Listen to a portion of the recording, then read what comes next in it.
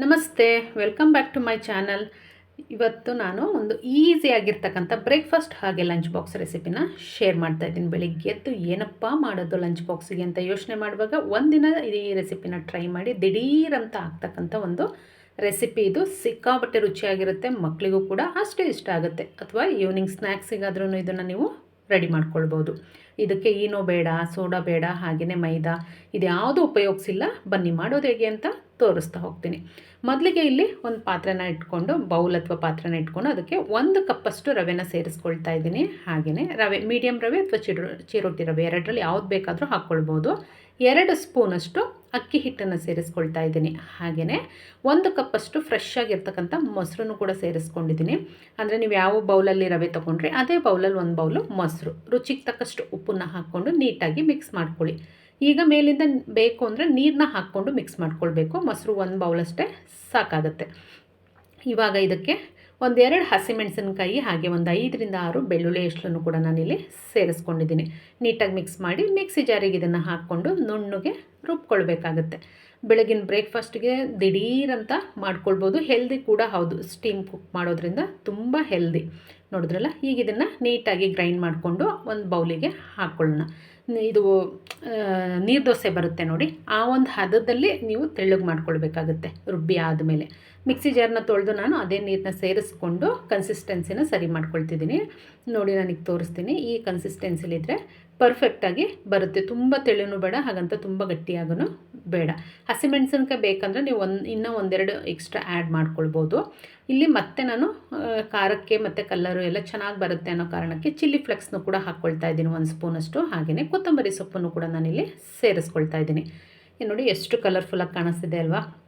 ರೆಸಿಪಿನೂ ಕೂಡ ಅಷ್ಟೇ colourful, taste ಎರಡೂ ಇರುತ್ತೆ. ಟ್ರೈ ಮಾಡಿ ಮಿಸ್ ಮಾಡ್ದೇನೆ. ಈಗ ಇದನ್ನು ಒಂದು 10 ನಿಮಿಷ ಮುಚ್ಚಿ ಎತ್ತಿಡೋಣ. ನಾವೇನು ಗ್ರೈಂಡ್ ಮಾಡಿದ್ವಿ ಅದೆಲ್ಲ ರವೆ ಎಲ್ಲ ಸಾಫ್ಟ್ ಆಗುತ್ತೆ. ಹಾಗಾಗಿ ಸ್ಟವ್ ಮೇಲೆ ಒಂದು ಪಾತ್ರೆ ಇಟ್ಕೊಂಡು ನೀರನ್ನ ಕಾಯ್ಲಿಕ್ಕೆ ಇಟ್ಕೊಳ್ಳೋಣ. ಈಗ 1-2 ತಟ್ಟೆಗಳನ್ನ ತೊಗೊಳ್ಳೋಣ. ಊಟದ ತಟ್ಟೆ ಬರುತ್ತಲ್ಲ ಅದಾದರೂ ತೊಗೊಳ್ಳಿ, ಅಥವಾ ದೊಡ್ಡ ಪ್ಲೇಟ್ ಇದ್ದರೆ ಅದಕ್ಕೂ ಕೂಡ ನೀವು ಈ ಥರ ತುಪ್ಪ ಅಥವಾ ಬೆಣ್ಣೆನ ಸ್ಪ್ರೆಡ್ ಮಾಡ್ಕೊಂಡು ಅದರಲ್ಲೂ ಕೂಡ ಹಾಕ್ಕೊಳ್ಬೋದು. ಹಾಗಾಗಿ ಮೊದಲಿಗೆ ನಾನಿಲ್ಲಿ ತುಪ್ಪನ ಸ್ಪ್ರೆಡ್ ಮಾಡ್ತಾ ಇದ್ದೀನಿ ತಟ್ಟೆಗೆ, 2 ತಟ್ಟೆಗಳಿಗೂ.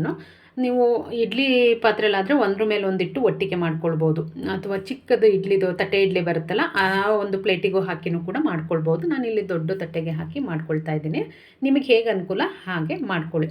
ಈಗೇನು ನಾವು ಮಿಶ್ರಣ ರೆಡಿ ಮಾಡಿ ಇಟ್ಕೊಂಡಿದ್ವಿ ಅದನ್ನು ತಟ್ಟೆಗೆ ಸ್ಪ್ರೆಡ್ ಮಾಡ್ಕೊಳ್ಬೇಕು. ತುಂಬ ತಿಕ್ಕಾಗಿ ಮಾಡಿಬಿಡಿ, 1 ಲೇಯರ್ ಫುಲ್ ಕವರ್ ಆಗೋ ಥರ ನೀವು ಆ ಹಿಟ್ಟನ್ನು ಸೇರಿಸ್ಕೊಳ್ಳಿ ಸಾಕು. ತುಂಬ ತಿಕ್ಕಾದರೆ ಅಷ್ಟು ಚೆನ್ನಾಗಿ ಅನಿಸಲ್ಲ. ಏನಕ್ಕೆ ಅಂದರೆ ಅದನ್ನು ರೋಲ್ ಮಾಡ್ತೀವಿ ನೋಡಿ, ಹಾಗಾಗಿ ಆದಷ್ಟು ತೆಳು ಇದ್ದರೆ ಚೆನ್ನಾಗೂ ಬೆಂದಿರುತ್ತೆ.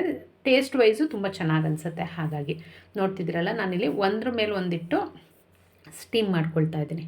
ಆರೋಗ್ಯಕ್ಕೂ ಕೂಡ ತುಂಬ ಒಳ್ಳೆಯದು ಸ್ಟೀಮ್ ಕುಕ್ ಮಾಡ್ಕೊಳ್ಳೋದ್ರಿಂದ. ಹಾಗೆಯೇ ಹೆಲ್ದಿಯಾಗಿ ಉಪಯೋಗಿಸ್ತಿರೋದು. ಮೈದಾ ಆಗಲಿ, ಈನೋ, ಸೋಡಾ ಏನೂ ಕೂಡ ಹಾಕಿಲ್ಲ. ನೋಡಿ ಎಷ್ಟು ಕಲರ್ಫುಲ್ಲಾಗಿ ಬಂದಿದೆ. ಒಂದು 3ರಿಂದ 4 ನಿಮಿಷ ಸ್ಟೀಮ್ ಕುಕ್ ಮಾಡ್ಕೊಂಡ್ವಿ ಅಂದರೆ ರೆಡಿ ಆಗುತ್ತೆ. ನೋಡಿ, ನೋಡಲಿಕ್ಕೆ ತುಂಬ ಖುಷಿ ಆಗ್ತಿದೆ, ಟೆಂಪ್ಟ್ ಆಗ್ತಿದೆ ಅಲ್ಲ.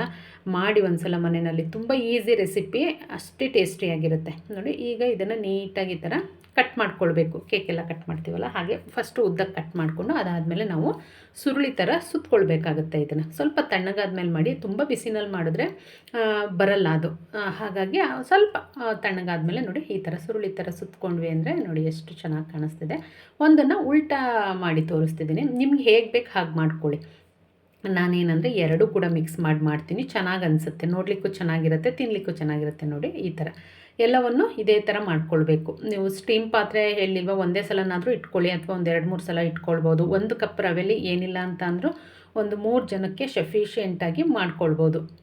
ನಿಮ್ಮ ಮನೆಯಲ್ಲಿ ಎಷ್ಟು ಜನ ಇದ್ದಾರೆ ಅದಕ್ಕೆ ಅನುಗುಣವಾಗಿ ನೀವು ರವೆನ ವ್ಯತ್ಯಾಸ ಮಾಡ್ಕೊಳ್ಬೋದು. ಈ ಥರ ರೆಸಿಪಿನ ಮಾಡಿಕೊಟ್ರಿ ಅಂದರೆ ಮಕ್ಕಳು ಲಂಚ್ ಬಾಕ್ಸಲ್ಲಿ ಸ್ವಲ್ಪ ಕೂಡ ಉಳಿಸ್ದೆ ಖಾಲಿ ಮಾಡ್ಕೊಂಡು ಬರ್ತಾರೆ. ಈವ್ನಿಂಗ್ ಸ್ನ್ಯಾಕ್ಸಿಗೂ ಕೂಡ ನೀವು ಮಾಡ್ಕೊಳ್ಬೋದು. ತುಂಬ ಅಂದರೆ ತುಂಬ ರುಚಿಯಾಗಿ ಬರುತ್ತೆ. ನಮ್ಮ ಮನೆಯಲ್ಲಂತೂ ವಾರಕ್ಕೆ 2 ಸಲ ಇದು ಮಾಡಿ ಅನ್ನೋಷ್ಟು ರುಚಿಯಾಗಿ ಬರುತ್ತೆ. ಮಗನಿಗೂ ಕೂಡ ತುಂಬ ಇಷ್ಟ ಆಗುತ್ತೆ. ಹಾಗಾಗಿ ಮಾಡಿ ಒಂದ್ಸಲ ಟ್ರೈ ಮಾಡಿಬಿಟ್ಟು ಹೇಗೆ ಬಂತು ಅಂದ್ಬಿಟ್ಟು ಕಮೆಂಟ್ ಮಾಡಿ. ನೋಡಿ, ಕಲರ್ಫುಲ್ಲಾಗಿ ಕಾಣಿಸ್ತಿದೆ ಅಲ್ವಾ. ಟೇಸ್ಟು ಕೂಡ ಅಷ್ಟೇ ಚೆನ್ನಾಗಿರುತ್ತೆ. ಈಗ ಇದ್ರದ್ದು ನೆಕ್ಸ್ಟ್ ಪ್ರೋಸೆಸ್ ಏನಂತ ಅಂದರೆ, ನಾವು ಇದಕ್ಕೆ ಒಂದು ಒಗ್ಗರಣೆನ ಹಾಕ್ಕೊಳ್ಬೇಕು. ಹೀಗೆ ಬೇಕಾದರೂ ತಿನ್ಬೋದು.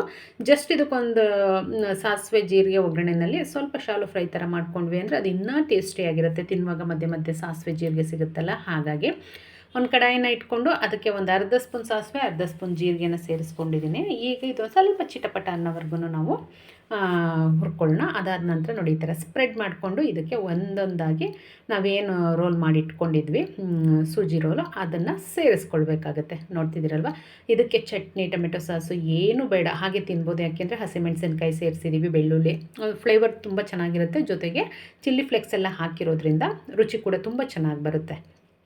ಹಾಗೇನೂ ತಿನ್ಬೋದು. ಬೇಕಂದರೆ ನೀವು ಮಕ್ಕಳಿಗೆಲ್ಲ ಟೊಮೆಟೊ ಸಾಸ್ ಜೊತೆ ಕೊಟ್ಟರೆ ಇಷ್ಟ ಆಗುತ್ತೆ. ನಿಮ್ಗೆ ಹೇಗೆ ಅನುಕೂಲ ಹಾಗೆ ನೀವು ಇದನ್ನು ತಿನ್ಬೋದು. ನೋಡ್ತಿರಲ್ಲ, ಈ ಥರ ನಿಧಾನವಾಗಿ ಎಲ್ಲ ಮೇಲೆ ಕೆಳಗೆ ಮಾಡಿ ಶಾಲೋ ಫ್ರೈ ಮಾಡ್ಕೊಳ್ಬೇಕು. ಜಸ್ಟ್ ಒಂದೊಂದು ನಿಮಿಷ ಮಾಡಿಕೊಂಡ್ರೆ ಸಾಕು, ಎರಡೂ ಸೈಡಲ್ಲೂ ರೆಡಿ ಆಗೋಗುತ್ತೆ. ನೋಡ್ತಿದ್ದೀರಲ್ಲ, ಕಲರ್ಫುಲ್ಲಾಗಿರ್ತಕ್ಕಂಥ ರೋಲ್ ರೆಡಿಯಾಗಿದೆ.